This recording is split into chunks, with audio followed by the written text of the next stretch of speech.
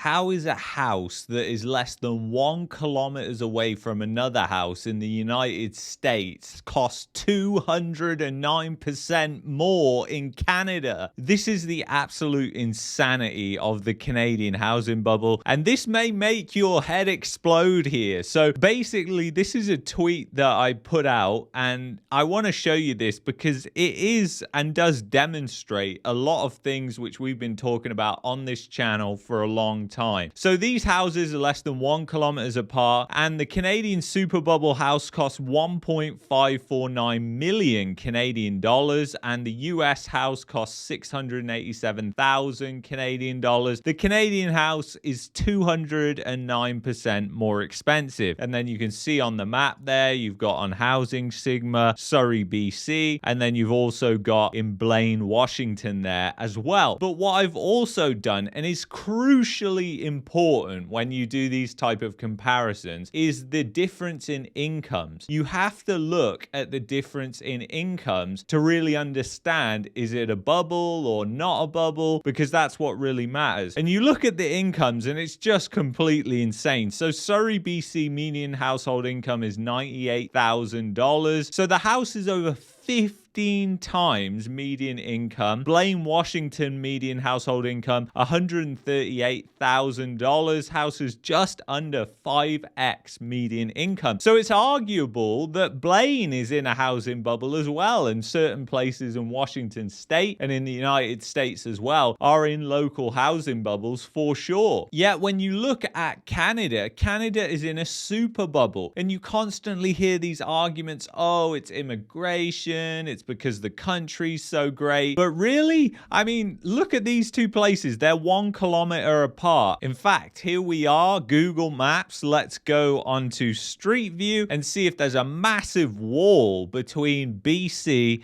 and Washington State. No, there's just a little ditch here, a little muddy ditch between BC and the United States, basically. That is what separates. So you can see here, there's even like a boundary post there. You can see that's the border post. So basically the argument that it's crime or anything like that, completely ridiculous. We can prove it by looking at just this one example. And by the way, I've done many of these videos before and examples. This is not the first time I've done it. But the other thing that is important to consider is immigration, because a lot of people say, well, it's immigration, Luke. It's because the population is exploding in Canada. But we know that's not the case as well, because when you look at a chart of mortgage debt, the population growth explosion really arguably started in 2015 or 2022. And since then, mortgage debt has gone pretty much parabolic. So the argument that, you know, it's population growth and it's immigration is completely null and void when you look at the debt. People are taking on debt. It's obvious what is fueling this thing. It's debt. It's the availability of credit. And this is where a lot of people get it all wrong when it comes to bubbles. They think that interest rates are the reason why bubbles form, but it's actually not to do with that. Because again, if we go to the United States, and you can see in the past 10-20 years that basically interest rates were at really lows pretty much, and the same in 2021 and in 2022, and it's only recently that interest rates have gone up, but interest rates have been low, exactly like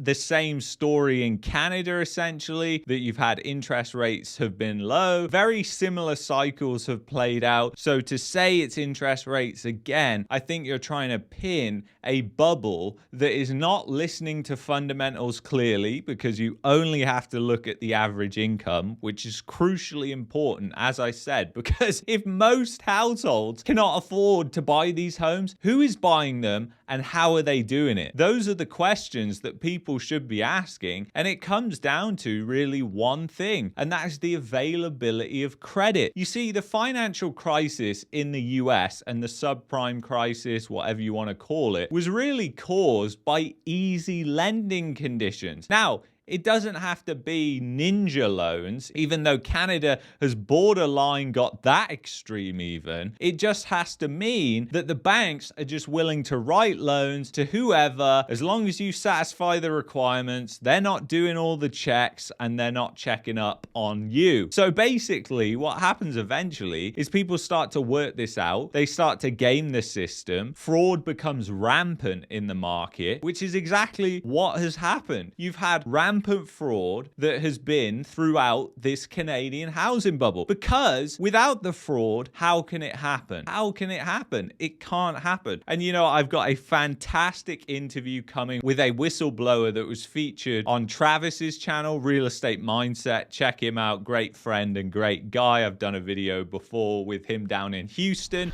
All right, so we are in this tiny home community right now, and they've got all these tiny homes. So I'm going to be having a whistleblower on here who's going to talk about all the appraisal fraud. So there's so much fraud in this market. It's not just the lending, it's also the appraisals where the fraud is happening. Because obviously, if people are bidding $300,000 over asking price, how on earth are the banks appraising the value at the value they just paid for it? Because you can't look at home prices around and say, oh yeah, that's about average. And you're talking about huge numbers here. As you can see, 1.549 million Canadian dollars. That is a lot of money. That's more than $1 million US for a house in a place where the average income is around what? 70,000 US dollars. The entire household, not one person, the entire household entity has that household income, which is crazy. And obviously median, way more accurate than average. It smooths it out so you haven't got all those high income earners that are skewing all the income numbers. Alberta is particularly a place that is bad for that, where people will look at the average income and think, wow, that is so high. But when you look at the median income, not so much. But now what's happening, we're getting into this cycle of deleveraging. The deleveraging has actually started. So the leverage is starting to burn out the system. There are more and more red flags that are coming out. The banking system is obviously under pressure because they are the ones that basically have all these loans as assets on their balance sheets. And I know a lot of you are going to be laughing, saying they have these mortgages on their balance sheets as assets. And yes, they do. And another thing a lot of Canadians are blissfully unaware of is the fact a lot of this is taxpayer subsidized through the CMHC insurance. You've also got these other insurers. I mean, once again, we've been on this website loads and loads of times. Again, this is backed by the Ontario Teachers Pension Plan, a pension fund, one of the biggest pension funds in Canada. And you've got all these subprime mortgage insurance things that they're doing. I mean, just look at this, guys. Maple Leaf Advantage. Canada Guarantees Maple Leaf Advantage provides new immigrants who have limited documented credit history the opportunity to purchase a home with as little as 5% down. And believe it or not, a lot of these insurance policies are even taxpayer subsidized. So the fact that the government is in there distorting the housing market only makes things worse, because that just allows the banks to take on more risk, and they think there is no risk with issuing these loans because they think, hey, they're backed by the government. So by default, the government is going to cover our asses when all this blows up. But not so sure about that, because you see the size of this thing has got so exponentially large, over $2 trillion, that I don't think the government is going to be very popular if they come in on a white horse, bailing out the banks, bailing out the housing market using the CMHC. And the fact is, this time around, unlike 2008, you have channels like mine that are not going to be silenced on this matter and are going to tell you what's going on, because last time around they pretty much did it silently. I don't even think a lot of Canadians know that the housing market was bailed out in 2008 and it was also bailed out in 2020. But this coming time around, I'm going to be here and I'm going to be telling you exactly what is going on. This taxpayer funded super bubble is a recipe for disaster, as we're seeing play out right now, because we're in a recession, we're going into a depression, Canadians can't afford to feed themselves. There are so many different factors right now that are coming to head on this housing bubble. You've got condo sales, which are the most speculative massive thing that are at decade lows, their lowest since the 1990s, the biggest yield curve inversion since the 1990s. You've got banks that are looking increasingly weak. You've got the repo market volume that's exploding. There's so many red flags, guys, and we've really got to keep an eye on what's going on here because it's just absolutely crazy, in my opinion.